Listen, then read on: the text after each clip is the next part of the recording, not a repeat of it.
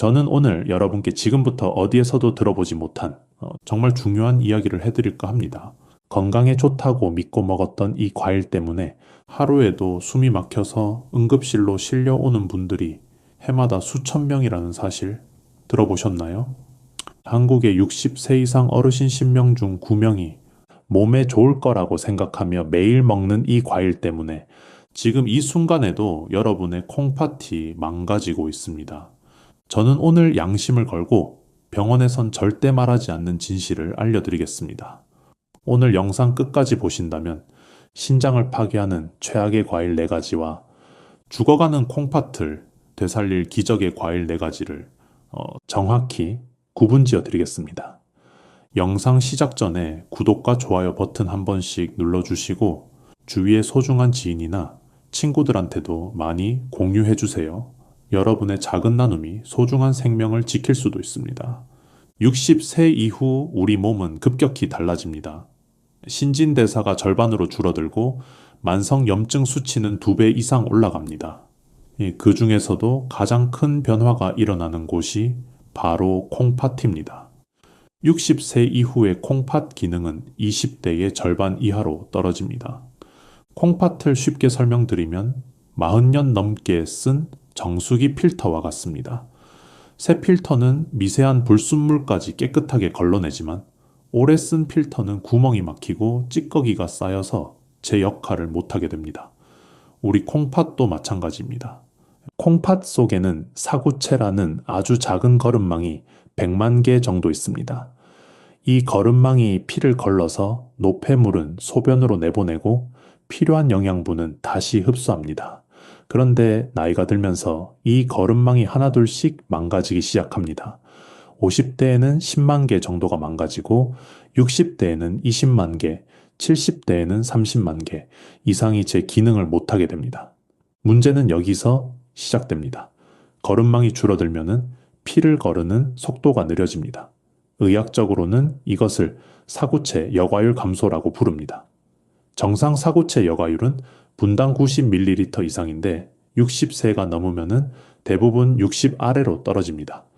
이 수치가 60 아래로 내려가면은 우리 몸에는 여러 가지 문제가 생기기 시작합니다. 첫 번째 문제는 칼륨이 쌓인다는 것입니다. 칼륨은 우리 몸에 꼭 필요한 미네랄이지만 너무 많으면 독이 됩니다. 정상적인 콩팥은 과도한 칼륨을 소변으로 배출하지만 약해진 콩팥은 칼륨을 제대로 걸러내지 못합니다. 그래서 칼륨이 혈액 속에 계속 쌓이게 됩니다. 칼륨이 쌓이면 어떻게 될까요?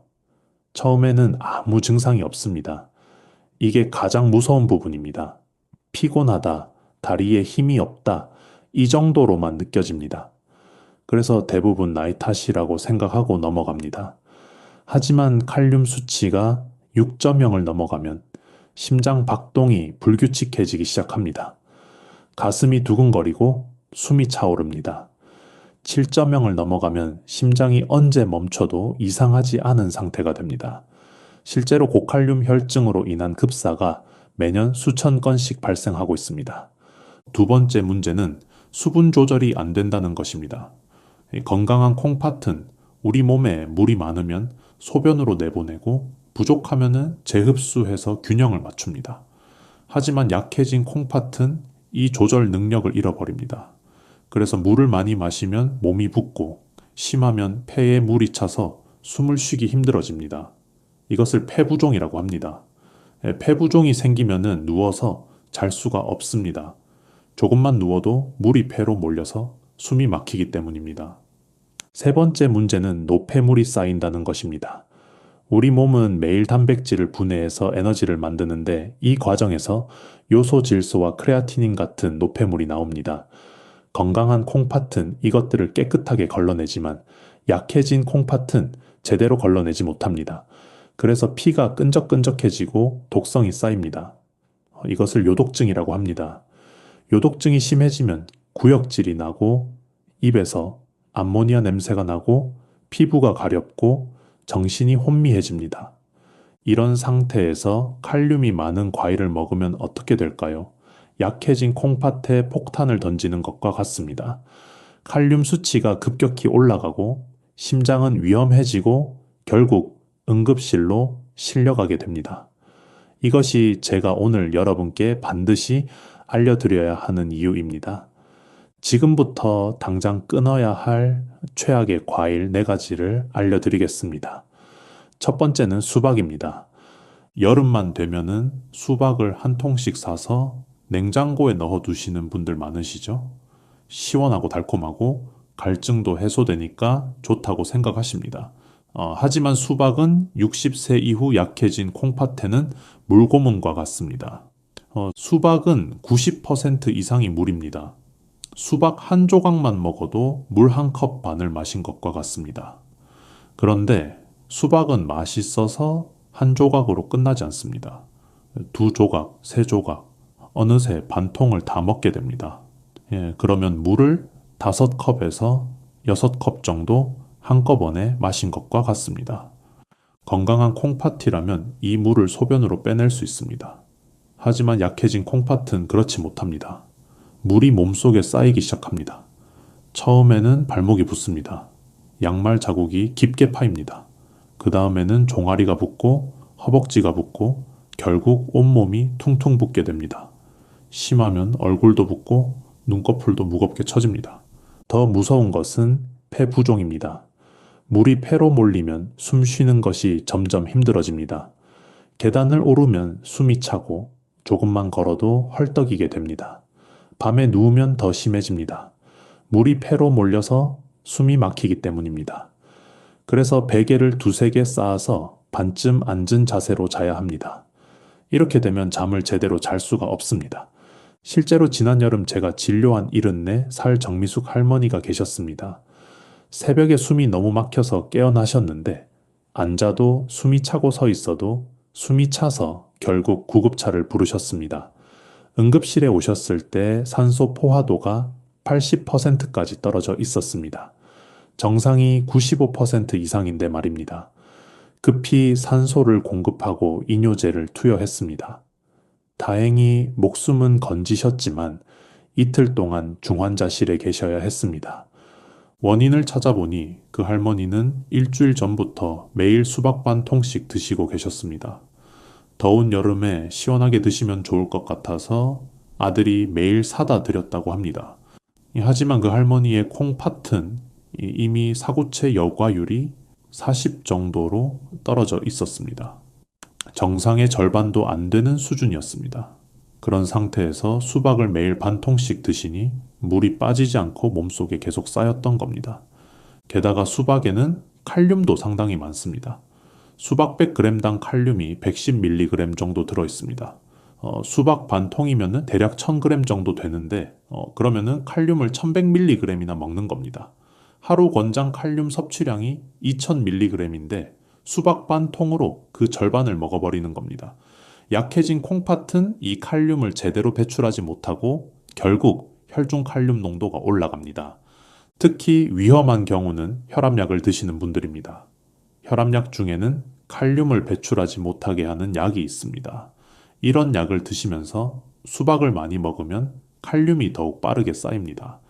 실제로 혈압약과 수박을 함께 드시다가 고칼륨 혈증으로 응급실에 오시는 분들이 매년 수백 명씩 됩니다. 혹시 지금 냉장고에 수박이 들어 있습니까?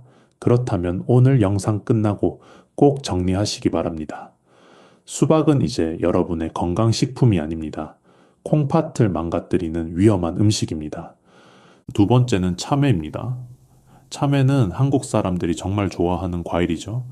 달콤하고 향이 좋고 값도 싸서 여름이면 한 박스씩 사서 드시는 분들이 많습니다.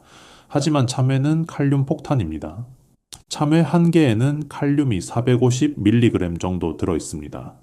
참외 2개만 먹어도 칼륨을 900mg이나 섭취하는 겁니다. 하루 권장량의 거의 절반입니다. 그런데 참외는 하나만 먹고 끝나지 않습니다. 단맛 때문에 자꾸 손이 갑니다. 1개, 2개, 3개 어느새 4-5개를 먹게 됩니다. 그러면은 칼륨을 2000mg 이상 먹는 겁니다.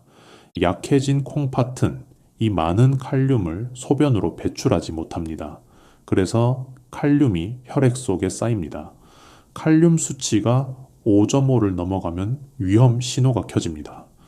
6.0을 넘어가면 심장 박동이 불규칙해지고 7.0을 넘어가면 심정지가 올 수 있습니다. 제가 진료한 68 새박성호 할아버지 사례를 말씀드리겠습니다. 그 할아버지는 참외를 정말 좋아하셨습니다. 매일 아침 참외 2개, 저녁에 참외 2~3개를 드셨습니다. 하루에 4개에서 5개씩 드신 겁니다. 이제 건강검진에서 콩팥 기능이 조금 떨어졌다는 얘기를 들었지만 대수롭지 않게 생각하셨습니다. 증상이 없었으니까요. 그런데 어느 날 갑자기 가슴이 두근거리기 시작했습니다. 심장이 빨리 뛰다가 갑자기 느려지는 것 같았습니다. 숨도 조금 차고 어지럽기도 했습니다. 처음에는 더워서 그런가 보다 하고 넘어갔는데 증상이 점점 심해졌습니다. 결국 응급실에 오셨는데 검사해보니 칼륨 수치가 6.8까지 올라가 있었습니다. 심전도를 찍어보니 심장 박동이 불규칙했고 언제 심정지가 와도 이상하지 않은 상태였습니다. 급히 칼륨을 낮추는 치료를 시작했습니다. 칼슘 주사를 맞고 인슐린과 포도당을 투여했습니다. 다행히 칼륨 수치가 내려가면서 심장 박동도 안정되었습니다. 하지만 그 할아버지의 콩팥 기능은 이미 크레아티닌 수치가 2.8까지 올라가 있었습니다. 정상이 1.2 이하인데 말입니다. 이제 만성 신부전 3기 단계였습니다. 의사인 제가 말씀드렸습니다. 참외를 당장 끊으셔야 한다고, 그리고 칼륨이 많은 과일은 모두 피하셔야 한다고. 그 할아버지는 충격을 받으셨습니다. 건강을 위해서 먹었던 참외가 오히려 콩팥을 망가뜨리고 있었다는 사실을 믿을 수 없으셨던 겁니다. 그 이후로 그 할아버지는 참외를 완전히 끊으셨습니다. 하지만 이미 망가진 콩팥은 되돌릴 수 없었습니다. 7개월 후 크레아티닌 수치가 4.2까지 올라가면서 결국 투석을 시작하셔야 했습니다. 일주일에 3번, 한 번에 4시간씩 병원에 오셔서 투석을 받으십니다. 그때마다 그 할아버지는 말씀하십니다. 참외만 끊었어도 조금만 일찍 알았더라면 이렇게까지 되지 않았을 텐데 하고요. 참외가 이렇게 위험한 이유가 또 있습니다. 참외는 당분도 많습니다. 참외 한 개에 당분이 15g 정도 들어 있습니다. 이 당뇨가 있는 분들이 참외를 많이 먹으면 혈당이 급격히 올라갑니다. 그리고 높은 혈당은 콩팥의 미세혈관을 손상시킵니다. 이미 약해진 콩팥이 더욱 빠르게 망가지는 겁니다. 혹시 지금 참외를 냉장고에 넣어두고 계십니까? 맛있다고, 달다고, 향이 좋다고 매일 드시고 계십니까? 그렇다면 당장 멈추셔야 합니다. 참외는 이제 여러분의 간식이 아닙니다. 콩팥을 녹이는 시한폭탄입니다. 3번째는 오렌지입니다. 오렌지는 비타민C가 풍부해서 건강에 좋다고 알려져 있습니다.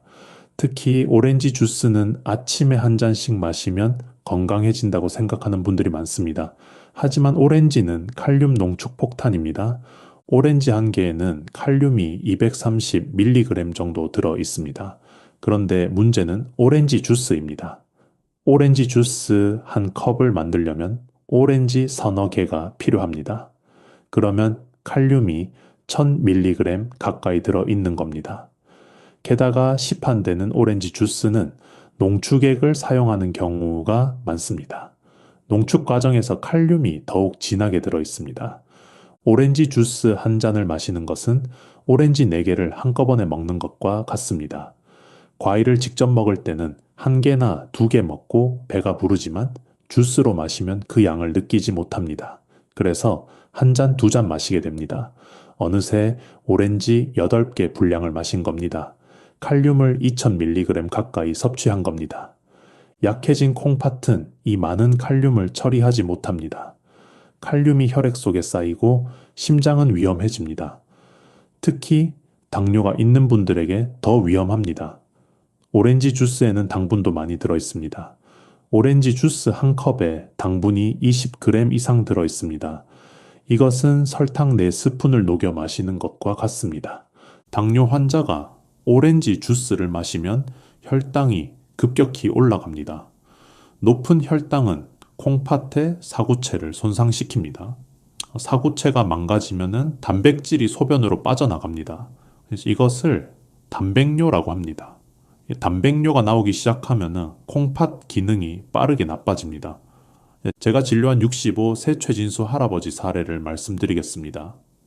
그 할아버지는 10년 전에 당뇨 진단을 받으셨습니다. 혈당 관리를 위해 운동도 하고 음식도 조절하셨습니다. 그런데 비타민C가 당뇨에 좋다는 이야기를 들으시고는 매일 아침 오렌지 주스를 한 병씩 드시기 시작하셨습니다. 시판되는 500ml 페트병 제품이었습니다. 처음 몇 달은 괜찮았습니다. 그런데 3개월쯤 지나니까 몸이 자꾸 붓기 시작했습니다. 아침에 일어나면 얼굴이 퉁퉁 붓고 저녁이면 발목이 부었습니다. 피곤하고 기운이 없었습니다. 건강검진을 받아보니 크레아티닌 수치가 2.3까지 올라가 있었습니다. 6개월 전만 해도 1.3이었는데 1년 만에 수치가 2배 가까이 올라간 겁니다. 소변검사를 해보니 단백뇨도 나왔습니다. 하루에 500mg 이상의 단백질이 소변으로 빠져나가고 있었습니다. 콩팥이 빠르게 나빠지고 있다는 신호였습니다. 이 칼륨 수치도 5.6까지 올라가 있었습니다. 정상 범위 상한선인 5점형을 넘어선 상태였습니다. 제가 식습관을 자세히 물어봤습니다. 그제야 그 할아버지가 매일 오렌지 주스를 한 병씩 드신다고 말씀하셨습니다. 저는 당장 끊으시라고 말씀드렸습니다. 오렌지 주스가 콩팥을 망가뜨리고 있다고, 이대로 가면은 투석을 해야 할 수도 있다고 설명했습니다. 그 할아버지는 오렌지 주스를 끊으셨습니다. 그리고 칼륨이 적은 식단으로 바꾸셨습니다. 3개월 후 검사를 해보니 크레아티닌 수치가 2점형으로 조금 떨어졌습니다.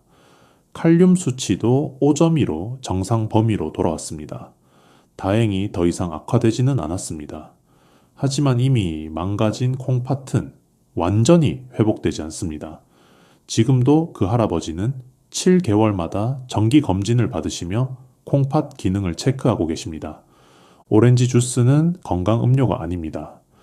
특히 60세 이후 당뇨가 있는 분들에게는 독약과 같습니다. 혹시 냉장고에 오렌지 주스가 있습니까? 건강을 위해서 매일 마시고 계십니까? 그렇다면 오늘 당장 멈추셔야 합니다. 오렌지 주스 한 잔이 투석실로 가는 티켓이 될 수 있습니다. 네 번째는 키위입니다. 키위는 비타민C가 풍부하고 식이섬유도 많아서 변비에 좋다고 알려져 있습니다. 그래서 많은 어르신들이 아침에 키위를 갈아서 주스로 드십니다. 하지만 키위는 칼륨 집중 폭탄입니다. 키위 한 개에는 칼륨이 310mg 정도 들어 있습니다. 키위 2개면 칼륨이 620mg입니다. 그런데 키위를 갈아서 주스로 만들 때는 보통 3개에서 4개를 넣습니다. 그러면은 칼륨이 1200mg 이상 들어 있는 겁니다. 하루 권장량의 절반을 넘는 양입니다. 더 위험한 것은 키위와 혈압약의 조합입니다. 혈압약 중에 안지오텐신 전환효소, 억제제나 안지오텐신 수용체 차단제라는 약이 있습니다. 이 약들은 칼륨을 소변으로 배출하는 것을 막습니다. 이 약을 드시면서 키위를 많이 먹으면 칼륨이 급격히 쌓입니다. 실제로 혈압약과 키위를 함께 드시다가 고칼륨 혈증으로 응급실에 오시는 분들이 매우 많습니다. 제가 진료한 70세 이영이 할머니 사례를 말씀드리겠습니다. 그 할머니는 15년 전부터 고혈압으로 혈압약을 드시고 계셨습니다. 혈압 조절은 잘 되고 있었습니다. 그런데 변비가 심해지면서 키위가 좋다는 이야기를 들으셨습니다. 그래서 매일 아침 키위 3개를 갈아서 주스로 만들어 드시기 시작하셨습니다. 처음 한두 달은 괜찮았습니다. 변비도 좋아지는 것 같았고 건강해지는 것 같았습니다. 그런데 석 달쯤 지나니까 팔다리에 힘이 없어지기 시작했습니다. 특히 다리 근육이 약해져서 계단을 오르기 힘들었습니다. 그냥 나이 탓이라고 생각하셨습니다. 그러던 어느 날 갑자기 가슴이 답답하고 숨이 차기 시작했습니다. 심장이 불규칙하게 뛰는 것 같았습니다. 온몸에 식은땀이 났습니다. 가족들이 급히 구급차를 불렀고 응급실로 오셨습니다. 검사해보니 칼륨 수치가 7.1까지 올라가 있었습니다. 생명이 위험한 수준이었습니다. 심전도를 찍어보니 심장 박동이 매우 불규칙했고 언제 심정지가 와도 이상하지 않은 상태였습니다. 급히 중환자실로 옮겼습니다. 칼슘 주사를 맞고 인슐린과 포도당을 투여하고 이뇨제를 사용했습니다. 다행히 칼륨 수치가 천천히 내려가면서 심장 박동도 안정되었습니다. 하지만 이틀 동안 중환자실에서 집중 치료를 받으셔야 했습니다. 원인을 찾아보니 혈압약과 키위 주스의 조합이었습니다. 혈압약이 칼륨 배출을 막고 있는 상태에서 키위로 칼륨을 매일 1000mg 이상 섭취하시니 칼륨이 몸속에 계속 쌓였던 겁니다. 그 할머니는 지금도 그때 일을 떠올리면 무섭다고 하십니다. 조금만 늦게 병원에 왔더라면 심장이 멈췄을 수도 있었다고 합니다. 건강을 위해서 먹었던 키위가 오히려 생명을 위협했던 겁니다. 키위에는 비타민C도 많이 들어있습니다. 비타민C 자체는 좋지만 너무 많이 먹으면 문제가 됩니다. 과도한 비타민C는 옥살산으로 바뀌고 옥살산은 칼슘과 결합해서 신장 결석을 만들 수 있습니다. 신장 결석이 생기면 극심한 통증이 오고 결석이 요관을 막으면 콩팥이 손상될 수 있습니다. 혹시 키위를 매일 드시고 계십니까? 특히 혈압약을 드시면서 키위도 함께 드시고 계십니까? 그렇다면 지금 당장 멈추셔야 합니다. 키위와 혈압약은 최악의 조합입니다. 이 조합은 여러분을 응급실로 보낼 수 있습니다. 지금까지 콩팥을 망가뜨리는 최악의 과일 4가지를 말씀드렸는데요. 이제부터 반대로 여러분의 콩팥을 되살릴 수 있는 기적의 과일 4가지를 알려드리겠습니다. 첫 번째는 블루베리입니다. 블루베리는 칼륨이 매우 적습니다. 블루베리 100g당 칼륨이 77mg 밖에 없습니다. 참외나 키위의 4분의 1 수준입니다. 그래서 약해진 콩팥에도 안전합니다. 하지만 블루베리의 진짜 힘은 안토시아닌이라는 성분에 있습니다.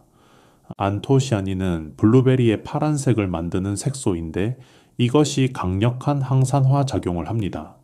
우리 몸에는 활성산소라는 것이 있습니다. 활성산소는 세포를 공격해서 손상시킵니다. 특히 콩팥의 사구체는 활성산소에 매우 취약합니다. 활성산소가 사구체를 공격하면 염증이 생기고 사구체가 망가집니다. 안토시아닌은 이 활성산소를 제거합니다. 사구체를 보호하고 염증을 줄입니다. 실제로 미국 터프츠 대학교 연구에 따르면 블루베리를 매일 100g씩 12주 동안 먹은 사람들은 콩팥의 염증 수치가 30% 감소했다고 합니다. 또 다른 연구에서는 블루베리가 사구체 여과율을 개선하는 데 도움이 된다는 결과도 나왔습니다. 블루베리에는 프테로스틸벤이라는 성분도 들어있습니다. 이 성분은 콩팥의 미세혈관을 보호합니다. 당뇨가 있는 분들은 높은 혈당 때문에 콩팥의 미세혈관이 손상되는데 프테로스틸벤이 이 손상을 막아줍니다. 당뇨병성 콩팥병을 예방하는 데 도움이 되는 겁니다. 그럼 블루베리를 어떻게 먹어야 할까요? 하루에 100g 정도가 적당합니다. 블루베리 한 알이 약 1g이니까 하루에 100알 정도입니다. 많아 보이지만 작은 컵 하나 분량입니다. 이것을 아침 식사 후 1시간 뒤에 드시면 좋습니다. 공복에 먹으면 위가 약한 분들은 속이 쓰릴 수 있으니까요. 블루베리는 냉동 제품도 괜찮습니다. 냉동 블루베리도 안토시아닌이 그대로 보존되어 있습니다.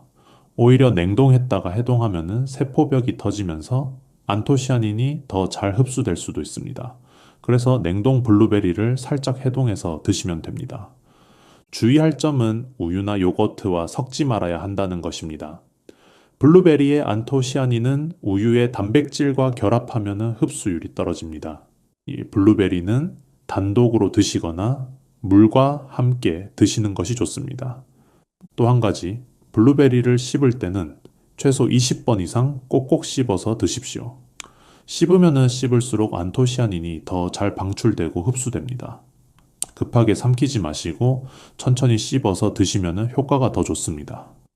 제가 진료한 72 새 김정숙 할머니는 블루베리로 콩팥 기능이 개선된 사례입니다.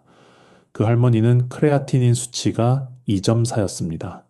만성 신부전 3기 단계였습니다. 저는 그 할머니께 칼륨이 많은 과일을 끊고 블루베리를 매일 100g씩 드시라고 권했습니다. 그 할머니는 제 말씀대로 실천하셨습니다. 수박, 참외, 키위, 오렌지를 모두 끊으셨습니다. 대신 매일 아침 블루베리 100g을 드셨습니다. 석 달 후 검사를 해보니 크레아티닌 수치가 2.1로 떨어졌습니다. 6개월 후에는 1.8까지 떨어졌습니다. 염증 수치도 절반으로 줄었습니다. 그 할머니는 지금도 블루베리를 매일 드십니다. 그리고 1년에 4번 정기 검진을 받으시는데 콩팥 기능이 더 이상 나빠지지 않고 안정적으로 유지되고 계십니다. 블루베리가 할머니의 콩팥을 지켜주고 있는 겁니다. 두 번째는 양배추입니다. 양배추는 과일은 아니지만 콩팥 건강에는 과일보다 더 좋은 채소입니다. 양배추는 칼륨이 매우 적습니다. 양배추 100g당 칼륨이 170mg 정도입니다. 게다가 양배추에는 콩팥을 보호하는 놀라운 성분들이 가득합니다. 양배추의 가장 중요한 성분은 글루코시놀레이트입니다. 이 성분은 몸속에서 설포라판이라는 물질로 바뀝니다. 설포라판은 강력한 해독작용을 합니다. 콩팥은 우리 몸의 해독기관입니다. 매일 피를 걸러서 독소를 제거하죠. 그런데 독소가 너무 많으면 콩팥이 지칩니다. 설포라판은 간과 콩팥의 해독 효소를 활성화시켜서 독소 제거를 돕습니다. 콩팥의 부담을 덜어주는 겁니다. 양배추에는 비타민 U가 풍부합니다. 비타민 U는 혈액 응고에 관여하는 비타민인데 콩팥 환자에게 매우 중요합니다. 콩팥이 나빠지면 혈액이 잘 응고되지 않아서 출혈이 쉽게 일어날 수 있습니다. 비타민 U는 이런 출혈을 예방합니다.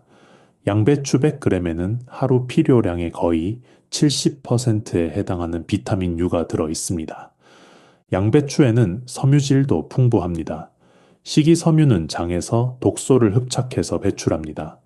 콩팥이 약해지면 요독소가 쌓이는데 이 요독소의 일부는 장으로도 배출됩니다.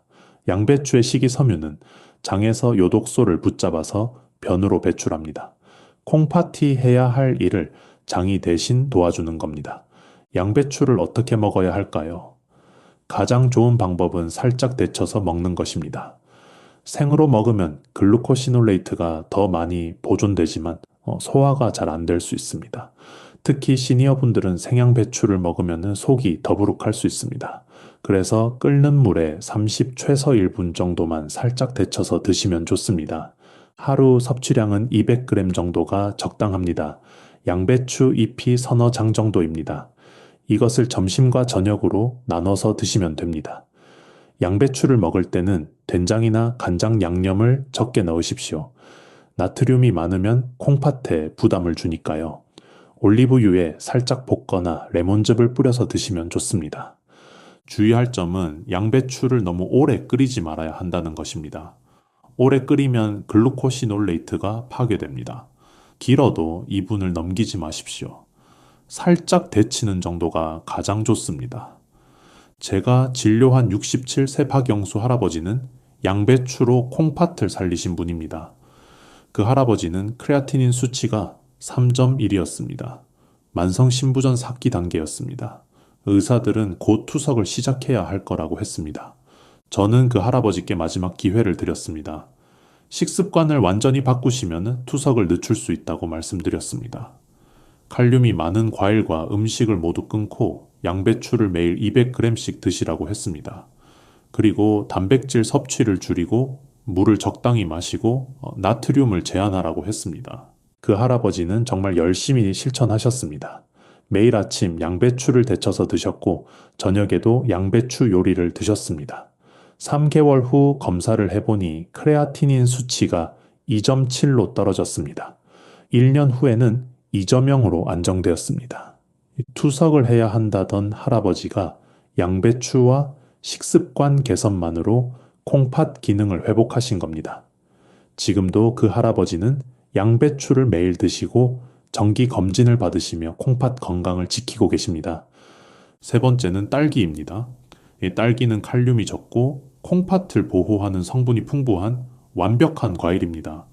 딸기 100g당 칼륨이 153mg 정도입니다.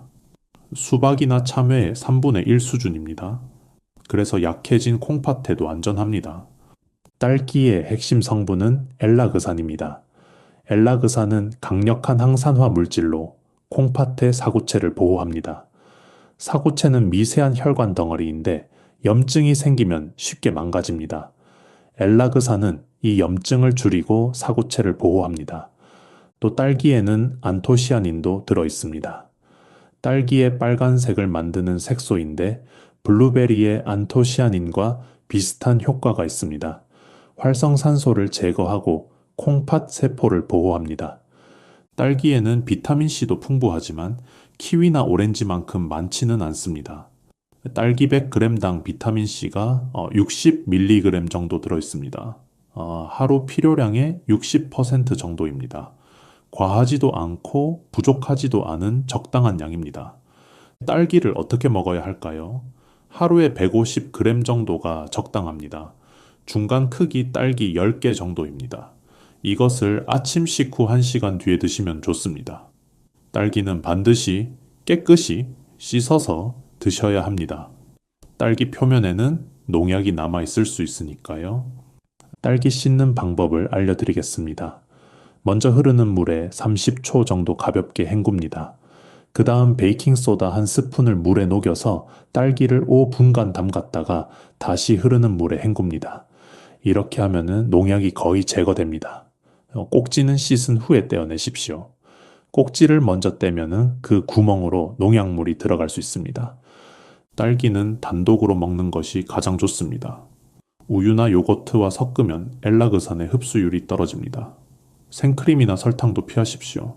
당분이 많으면 콩팥에 부담을 줍니다. 딸기 자체의 단맛으로 충분합니다. 딸기를 먹을 때도 최소 20번 이상 꼭꼭 씹어서 드십시오. 씹으면 엘라그산과 안토시아닌이 더 잘 방출되고 흡수됩니다. 급하게 삼키지 말고 천천히 음미하면서 드시면 효과가 더 좋습니다. 제가 진료한 73세 정미경 할머니는 딸기로 콩팥을 회복하신 분입니다. 그 할머니는 크레아티닌 수치가 2.6이었습니다. 단백뇨도 나오고 있었습니다. 콩팥 기능이 점점 나빠지고 있었습니다. 저는 그 할머니께 딸기를 매일 150g씩 드시라고 권했습니다. 그리고 칼륨이 많은 과일을 끊고 단백질 섭취를 조절하고 염분을 제한하라고 했습니다. 그 할머니는 열심히 실천하셨습니다. 매일 아침 딸기를 드셨습니다. 석 달 후 검사를 해보니 크레아티닌 수치가 2.3으로 떨어졌습니다. 단백뇨도 절반으로 줄었습니다.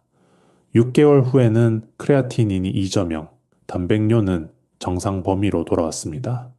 염증 수치도 크게 감소했습니다. 그 할머니는 지금도 딸기를 매일 드십니다. 겨울에는 냉동 딸기를 드십니다. 그리고 정기 검진을 받으시는데 콩팥 기능이 안정적으로 유지되고 계십니다. 딸기가 할머니의 콩팥을 지켜주고 있는 겁니다. 네 번째는 파프리카입니다. 파프리카는 과일은 아니지만 과일처럼 생으로 먹을 수 있고 콩팥 건강에 탁월한 채소입니다. 파프리카는 칼륨이 적습니다. 파프리카 100g당 칼륨이 210mg 정도입니다. 수박이나 참외의 절반 수준입니다. 파프리카의 가장 큰 장점은 비타민C가 풍부하면서도 칼륨은 적다는 것입니다. 빨간 파프리카 100g에는 비타민C가 190mg이나 들어있습니다. 오렌지보다 2배 이상 많습니다. 하지만 칼륨은 오렌지의 절반밖에 안 됩니다. 비타민C는 풍부하게 섭취하면서도 칼륨 부담은 적은 완벽한 식품입니다. 파프리카에는 베타카로틴도 풍부합니다. 베타카로틴은 몸속에서 비타민 A로 바뀝니다. 비타민 A는 콩팥의 세포막을 보호하고 면역 기능을 높입니다. 특히 당뇨가 있는 분들은 비타민 A가 부족하기 쉬운데 파프리카가 이것을 보충해 줍니다. 파프리카에는 루테인과 제아잔틴도 들어있습니다. 이 성분들은 눈 건강에도 좋지만 콩팥 건강에도 도움이 됩니다. 항산화 작용을 해서 콩팥 세포를 보호합니다. 파프리카를 어떻게 먹어야 할까요? 하루에 1개 정도가 적당합니다. 중간 크기 파프리카가 약 150g 정도입니다. 빨간색, 노란색, 주황색 파프리카가 있는데 빨간색이 비타민C와 베타카로틴이 가장 많습니다. 그래서 빨간 파프리카를 추천합니다. 파프리카는 생으로 먹는 것이 가장 좋습니다. 열을 가하면 비타민C가 파괴됩니다. 씻어서 썰어서 그냥 드시면 됩니다. 씹을 때는 최소 20번 이상 꼭꼭 씹어서 드십시오. 파프리카의 세포벽이 단단해서 잘 씹어야 영양소가 잘 흡수됩니다. 파프리카를 먹을 때 올리브유 1스푼을 함께 드시면 더 좋습니다. 베타카로틴은 지용성 비타민이라서 기름과 함께 먹어야 흡수율이 높아집니다. 파프리카를 썰어서 올리브유를 살짝 뿌려 드시면 베타카로틴 흡수율이 2배 이상 올라갑니다. 제가 진료한 69 세 김철수 할아버지는 파프리카로 콩팥을 개선하신 분입니다. 그 할아버지는 당뇨와 고혈압을 함께 가지고 계셨고 크레아티닌 수치가 2.8이었습니다. 당뇨병성 콩팥병 초기 단계였습니다. 저는 그 할아버지께 파프리카를 매일 1개씩 드시라고 권했습니다.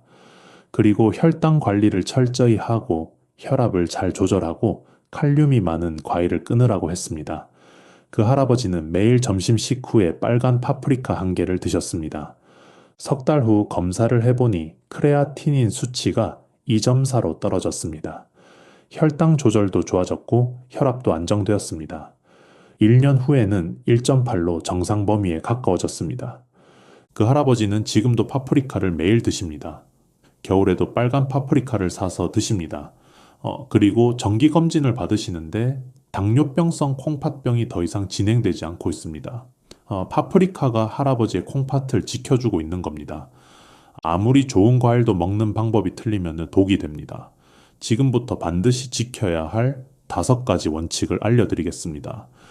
첫 번째, 섭취 시간입니다. 과일은 반드시 식후 1시간 뒤에 드십시오. 공복에 먹으면 당분이 급격히 흡수되어 혈당이 빠르게 올라갑니다. 특히 당뇨가 있는 분들은 공복에 과일을 먹으면 안 됩니다. 식사를 하고 1시간 뒤 음식이 어느 정도 소화되었을 때 과일을 먹으면 당분이 천천히 흡수됩니다. 그리고 저녁 7시 이후에는 과일을 먹지 마십시오. 저녁 늦게 과일을 먹으면 당분이 지방으로 바뀌고 수분이 몸에 쌓여서 아침에 붓습니다. 또 밤에는 콩팥 기능이 낮아지기 때문에 칼륨 배출이 잘 안 됩니다. 과일은 아침이나 점심 식후에 드시는 것이 가장 안전합니다. 두 번째, 하루 섭취량입니다. 좋은 과일도 너무 많이 먹으면 해롭습니다. 블루베리는 하루 100g, 딸기는 하루 150g, 양배추는 하루 200g, 파프리카는 하루 1개가 적당합니다. 이 양을 절대 넘기지 마십시오. 더 많이 먹는다고 효과가 더 좋은 것이 아닙니다. 오히려 칼륨이 쌓이거나 당분이 과해질 수 있습니다. 세 번째, 한 번에 몰아서 먹지 말고 2번으로 나누십시오. 예를 들어 블루베리 100g을 아침에 다 먹지 말고 아침에 50g, 점심 후에 50g으로 나눠서 드십시오. 이렇게 하면 당분과 칼륨이 한꺼번에 들어오지 않아서 콩팥에 부담이 적습니다. 네 번째, 우유나 요거트와 절대 함께 먹지 마십시오. 과일의 항산화 성분은 우유 단백질과 결합하면 흡수율이 떨어집니다. 블루베리, 딸기 같은 과일은 단독으로 먹거나 물과 함께 드십시오. 우유나 요거트와 섞으면 효과가 절반으로 줄어듭니다. 또 과일을 먹을 때 약과 간격을 두셔야 합니다. 특히 혈압약, 당뇨약, 콩팥약을 드시는 분들은 약을 먹고 최소 2시간 후에 과일을 드십시오. 과일의 성분이 약의 흡수를 방해하거나 약효를 변화시킬 수 있습니다. 5번째, 최소 30번 꼭꼭 씹어서 드십시오. 과일을 급하게 삼키면 영양소가 제대로 흡수되지 않습니다. 씹으면 씹을수록 세포벽이 터지면서 항산화 성분이 방출됩니다. 침과 섞이면서 소화도 잘 되고 흡수율도 높아집니다. 30번이 많아 보이지만 천천히 음미하면서 먹으면 자연스럽게 30번 이상 씹게 됩니다. 이 5가지 원칙을 꼭 지켜주십시오. 이 원칙을 지키느냐 안 지키느냐에 따라 효과가 완전히 달라집니다. 지금부터 실제 환자 회복 사례를 자세히 말씀드리겠습니다. 68 세 박성훈 할아버지의 이야기입니다. 박 할아버지는 1년 전에 제 병원에 오셨습니다. 얼굴이 흑빛이었고 다리는 코끼리 다리처럼 퉁퉁 부어 있었습니다. 계단을 오르시는데 숨이 차서 중간에 멈춰 서셔야 했습니다. 검사를 해보니 크레아티닌 수치가 3.5, 사구체 여과율이 20, 칼륨 수치가 5.8이었습니다. 만성 신부전사기 단계로 투석을 준비해야 하는 상황이었습니다. 그 할아버지는 매일 수박 반 통, 참외 3개, 오렌지 주스 한 병을 드시고 계셨습니다. 건강을 위해서요. 또 믹스 커피를 하루에 5잔씩 드셨고 라면을 일주일에 4번 드셨습니다. 고기도 매일 드셨습니다. 콩팥을 망가뜨리는 식습관의 총집합이었습니다. 저는 그 할아버지께 솔직하게 말씀드렸습니다. 이대로 가시면은 3달 안에 투석을 시작하셔야 한다고. 하지만 지금부터라도 식습관을 완전히 바꾸시면은 투석을 늦추거나 피할 수도 있다고 말씀드렸습니다.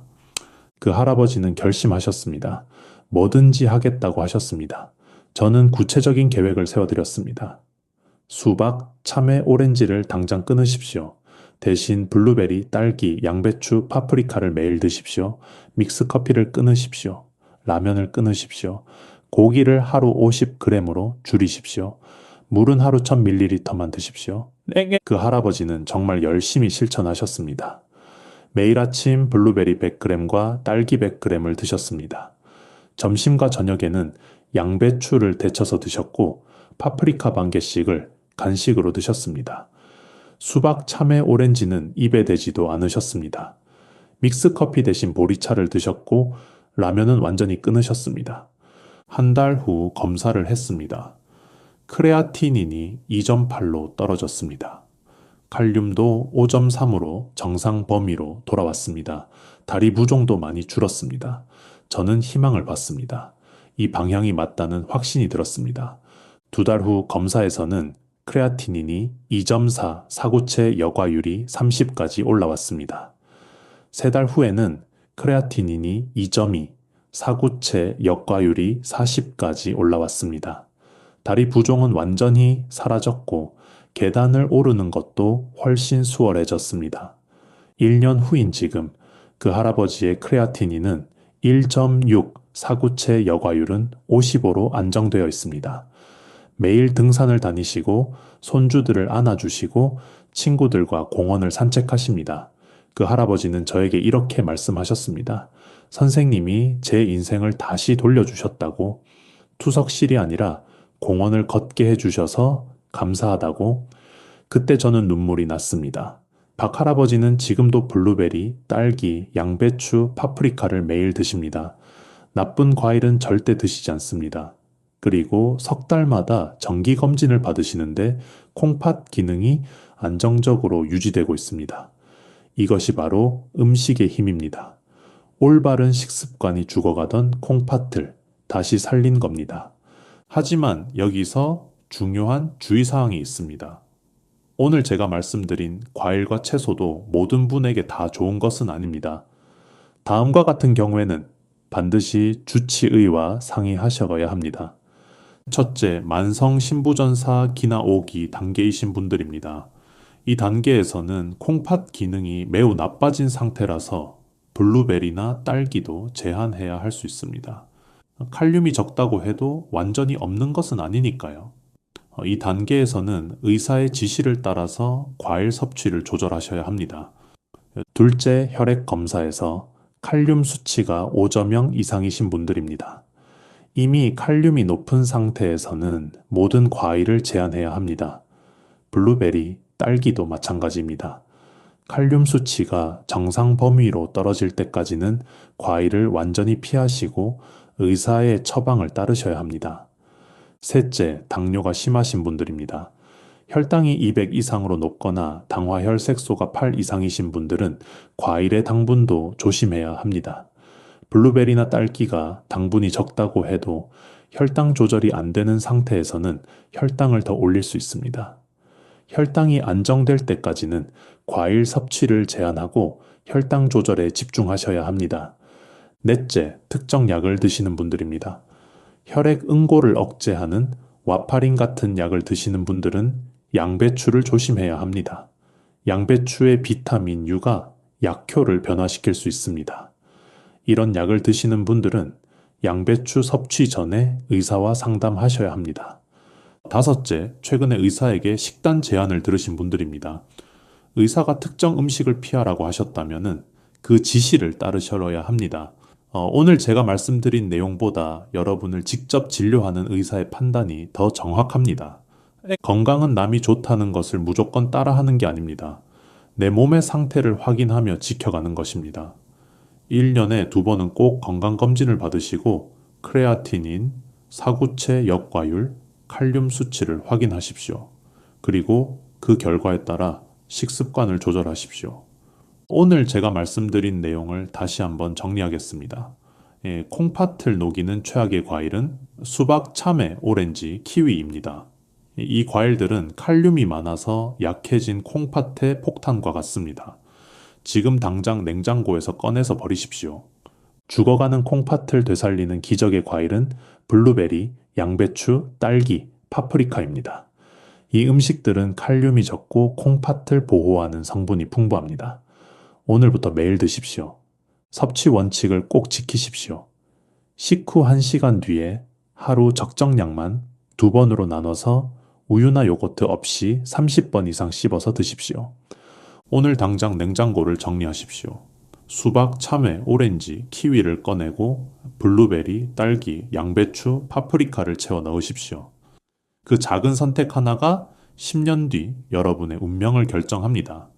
10년 뒤 여러분은 2가지 중 하나입니다. 병원 침대에 누워서 일주일에 3번 투석실에 가는 삶, 아니면 공원을 산책하고 손주를 안아주고 친구들과 웃는 삶, 어느 쪽을 선택하시겠습니까? 지금 이 영상을 가족 단톡방에 카카오톡에 공유해 주십시오. 여러분의 터치 한 번이 누군가의 콩팥을 살릴 수도 있습니다. 부모님께, 친구에게, 콩팥이 안 좋은 지인에게 이 영상을 보내주십시오. 그것이 그분들에게 줄 수 있는 가장 큰 선물입니다. 구독과 좋아요를 눌러주십시오. 그리고 댓글로 오늘부터 실천하겠습니다 라고 남겨주십시오. 여러분의 다짐이 저에게 큰 힘이 됩니다.